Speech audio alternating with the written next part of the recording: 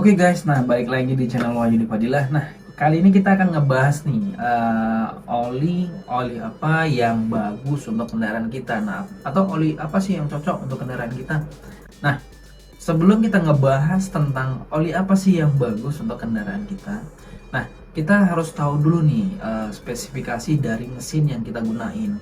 Nah, apakah sesuai dengan oli yang kita gunakan atau enggak. Nah, sebenarnya kuncinya di situ. Oke. Nah, hal yang pertama yang harus kita ketahui adalah tribologi. Nah, tribologi itu apa? Oke, singkatnya gini. Apabila ada dua benda saling berinteraksi di dalam suatu apa namanya keadaan bergerak. Contohnya gini, ada dua benda yang berinteraksi di dalam kondisi yang bergerak, maka itu disebut namanya fenomena gesekan. Nah, ketika terjadi fenomena gesekan ini menimbulkan yang namanya aus, ya, ada dua benda saling bergesekan akan menimbulkan aus. Nah, disinilah diperlukan yang namanya pelumas. Oke, jadi fungsinya pelumas ini atau fungsinya oli ini adalah untuk mengurangi atau memperkecil gesekan yang terjadi antara dua benda tersebut. Oke, nah, untuk memilih pelumas apa yang bagus untuk kendaraannya, kita harus tahu dulu nih spesifikasi dari kendaraan kita. Oke. Nah, di dalam memilih jenis pelumas, kita harus tahu dulu ada yang namanya SAE, ada yang namanya jasu, ada yang namanya api. Nah, itu kita harus tahu dulu spesifikasinya gimana. Intinya adalah gini, kita bedah satu-satu, mulai dari SAE dulu deh. Nah, SAE ini apa? SAE ini singkatnya adalah kekentalan. Nah, teman-teman harus tahu dulu nih, kekentalan yang mana yang cocok untuk kendaraannya kita, gitu kan? Jangan kita salah pilih gitu loh. Minimal dari kekentalan dulu nih. Banyak di pasaran kita tahu jenis oli SAE berapa. SAE contoh nih, saya ambil contoh yang SAE 10W40 lah contohnya gitu. Nah, artinya apa? 10W40 artinya pada saat kondisi dingin atau winter ya, 10W tadi. Pada saat kondisi dingin, dia angka kekentalannya ada di angka 10. Oke, dan angka yang di belakangnya 40 itu adalah angka kekentalan ketika kondisinya dalam kondisi panas. Ya, jadi mesin itu kan ada dalam kondisi dingin, ada dalam kondisi panas. Nah, jadi tingkat kekentalannya seperti itu. Jadi untuk mengetahui tingkat kekentalannya gitu caranya. Oke, nah yang kedua ada yang namanya jasu, mulai dari ada MA, MB, MC. Nah, itu dari kategorinya lagi. Kemudian ada nanti api dari American, standar American, ya itulah. Ada banyak jenisnya macamnya. Oke. Nah, poin yang pertama adalah kekentalan. Yang kedua, kita tuh harus tahu juga nih mengenai si kendaraan kita lebih cocok kemana nih, ke arah pelumas yang kental atau pelumas yang encer. Jangan kita gunain kendaraan kita harusnya cocoknya tuh yang kental, kita pakai yang encer, justru malah itu ngerusak sih sebenarnya. Nanti akibatnya bisa menimbulkan asap di knalpot. Itu juga nggak bagus sih untuk kendaraan kita. Nah, jadi poinnya adalah kita tahu dulu nih standarnya berapa kendaraan kita. Kita mau naikin satu level atau menurun satu level, oke, masih make sense sih. Tapi jangan sampai naikinnya terlalu drastis. Yang harusnya kental jadinya encer. Itu berbahaya. Yang harusnya encer kita pakai yang kental. Nah, itu bahaya. Jadi intinya adalah kita tahu dulu standarnya berapa. Oke, kemudian kita balik lagi ke kitanya. Kita mau modif, oke. Naikin atau nurunin satu masih oke. Oke, simpelnya gini. Kita ambil contoh ya, standarnya dari kendaraan kita berapa. Contoh di ini gini, cara paling gampang kita tahu standarnya kita tuh di mana, dari buku pedoman pemilik. Nah, jadi kita bisa lihat aja di buku pedoman pemilik kendaraan, itu kita lihat aja spesifikasinya apa, kita tinggal sesuaiin.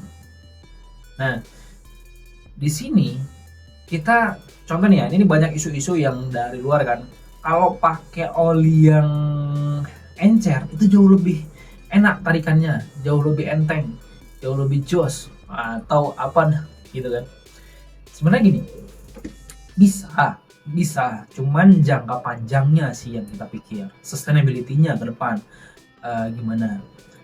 Oke, nah jadi saran dari saya sih kalau mau naikin atau menurunin ya silahkan, tapi angkanya jangan terlalu tinggi gitu loh. Jangan oli yang standar contoh kita pakai 10W 40 gitu kan, terus kita turunin jadi 0W gitu kan. Wah itu sebenarnya cukup drastis penurunannya gitu kan, dari oli yang cukup kental tiba-tiba jadi yang sangat encer kan itu. Itu juga nggak baik buat kendaraan kita. Nah, selain dari kekentalan, itu singkatnya kekentalan seperti itu. Kita bahas juga tentang yang namanya zat aditif. Nah, kenapa zat aditif ini penting? Nah, zat aditif itu apa? Zat aditif itu adalah zat tambahan yang ada di dalam kandungan oli. Teman-teman nih harus tahu juga mengenai kandungan ini gitu kan. Kenapa zat aditif ini penting? Ya, zat aditif ini fungsinya juga untuk membersihkan. Jadi ada zat tambahan yang ada di dalam pelumas, dalam oli kita itu, yang fungsinya untuk ngebersihin si ruang mesin gitu loh.